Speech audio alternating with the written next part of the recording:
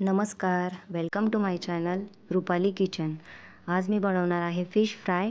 त्यासाठी मी 1 kilo fish इथे घेतलेली आहे आणि ती स्वच्छ धुवून घेतलेली आहे। सो त्यासाठी लागणारं साहित्य आता आपण बघून घेऊयात। इथं एका वाटीमध्ये मी आलं लसूण पेस्ट घेतलेली आहे, एक अंबारीचं लाल मिरची पावडर, धनेपूड, जिरेपूड, मीठ आणि अर्धा लिंबूचा रस। एका त्याच ताटामध्ये साईडला आलं लसूण पेस्ट घ्यायची आहे, आपल्याला जशी लागेल तशी घ्यायची आहे। त्यात साधारण अर्धा ते पाऊण चमचा लाल मिरची पावडर इथे घातलेली आहे।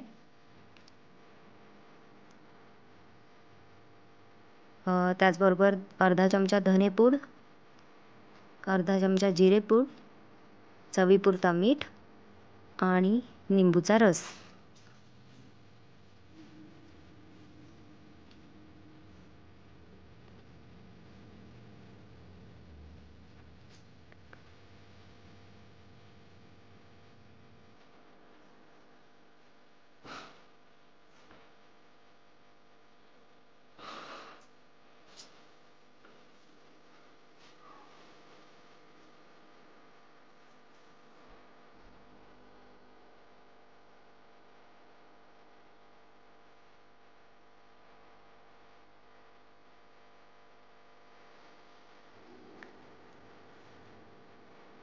मिश्रण छान एकत्र करून घ्यायचं आहे आणि त्यात थोडं तेल घालायचं आहे।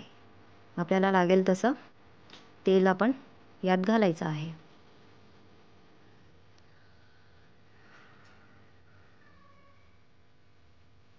मला या ठिकाणी थोडं आणखीन तेलाची गरज वाटली म्हणून मी थोडं तेल घातलेलं आहे।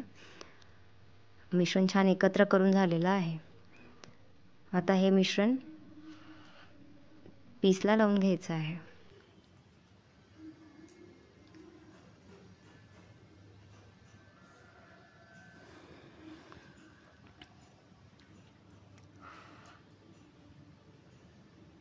रेसिपी खूप छान लागते, तुम्ही नक्की ट्राय करा।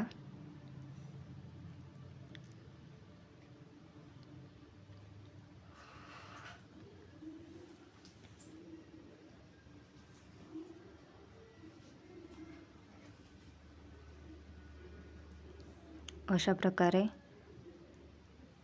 एकेका पीसला मिश्रण छान लावून घ्यायचं आहे।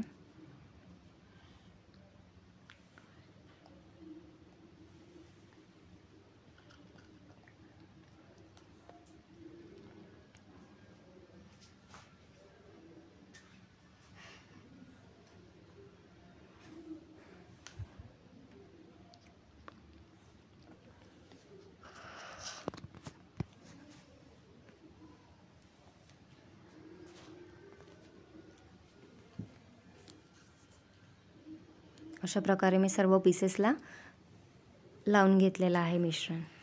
सो ते मी साधारण 10 ते 15 मिनिट साईडला ठेवलेलं होतं। आता एका वाटीमध्ये मी अर्धा वाटी रवा घेतलेला आहे आणि त्यात साधारण 2 चमचे तांदळाचं पीठ या ठिकाणी मी घेतलेलं आहे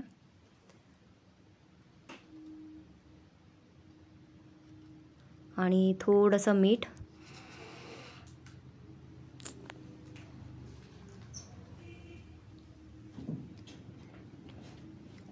थोडंसं लाल तिखट, थोडीशी धनेपूड आणि जिरेपूड। फार घालायचे नाही आहे, थोडे थोडे घालायचे।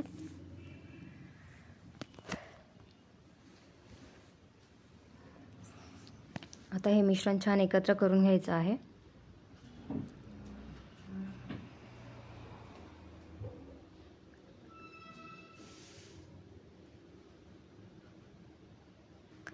आता या ठिकाणी मी एका कढईमध्ये तेल तापायला ठेवलेलं होतं, साधारण एक 1.5 ते 2 पडी तेल असेल।